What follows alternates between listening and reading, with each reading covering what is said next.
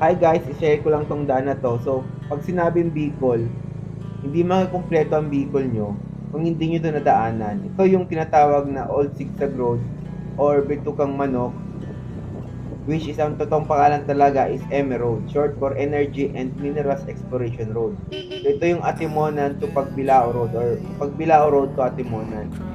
So, aakyat kayo dito ng bundok at sa gitnang part dito, may napakatarik na kurbada kung saan may mga taong mag-a-assist sa inyo paakyat or pababa. Kailangan kasi may mag-assist sa inyo lalo kung gabi kasi nga may hirap mabitin dito. So marami na sasakyan ang nabitin dito na nag-cause ng traffic dahil sa natigil yung takbo ng mga sasakyan dahil sa kailangan mag-manobra ng sasakyan or bumelo. So yun, kailangan na mag-ingat kayo ng todo dito dahil delikado yung daan na to kung hindi kayo sanay sa ganitong daan. Napakatarik nito. Kaya dapat tuloy-tuloy lang yung biyahe nyo dito. Lalo kung nakamotor kayo at saka kung umuulan. Enjoy the video guys and drive safely sa inyong lahat. Enjoy!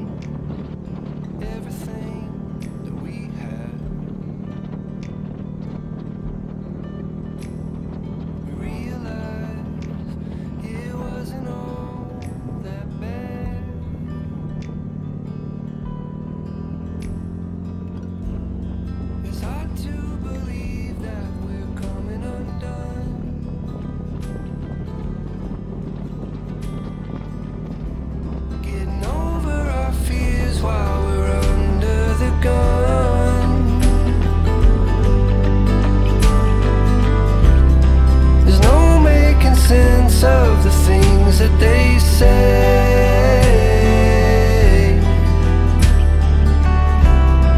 I know we're better than that anyway.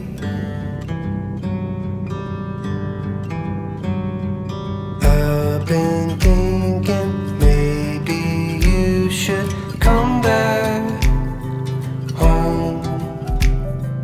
We can tell them we're just ito yung part na kailangan magdaan-daan muna kayo para makita nyo kung pwede kung go kayo umakyat or hindi. Shoutout pala sa nakasalubong namin na CR3.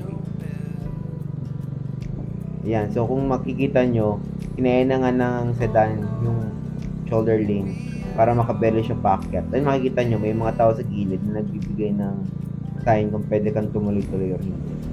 So in case naman na magbagal, okay lang yun. Basta take your time na continuous pa rin yung pag-akyat nyo, lalo kung nakamotor kayo. Sa kotse naman, wala naman yung problema. Pero sa mga nakamotor kasi, importante yung momentum. So, ayan. Kurbada na naman ulit. So, ang ginawa ko dyan is parang lumabas ako sa may shoulder. Pero not totally going out of the shoulder. Para makabuelo ako.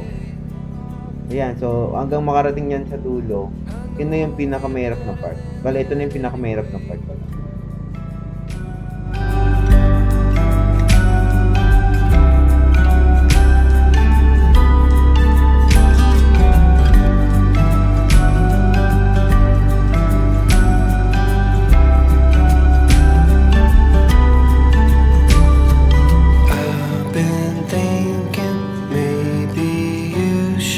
come back home.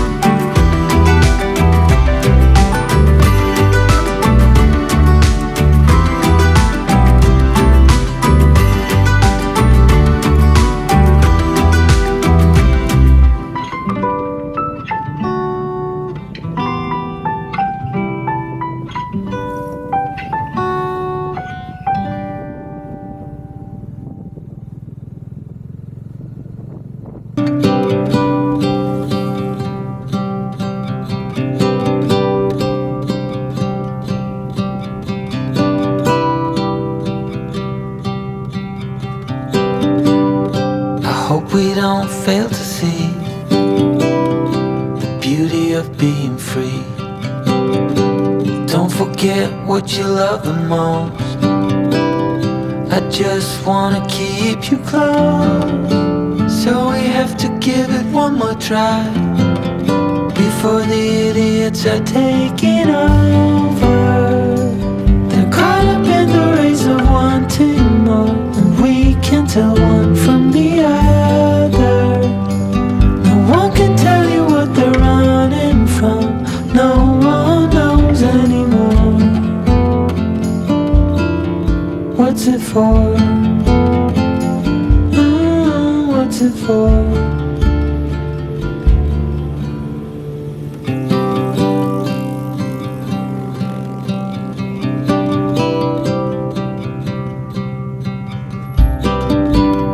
There's so much more than we've been told. Way beyond what we. So sa part na to guys, kami naman yung huminto para pagbigyan yung sasakyan naman ng paakyat. Bali yung sasakyan na to is galing sa Atimonan. So aakyat sila sa bundok, sa Bitukang Manok, para makarating sa Pagbilao. Yan yung sasakyan na umakyat. So after that, pwede naman kami bumaba. May mga tao na nag-a-assist dyan sa baba para makita kung kailangan mo huminto o hindi. No one can tell you what they're running from. No one knows anymore. What's it for? What's it for? Oh no.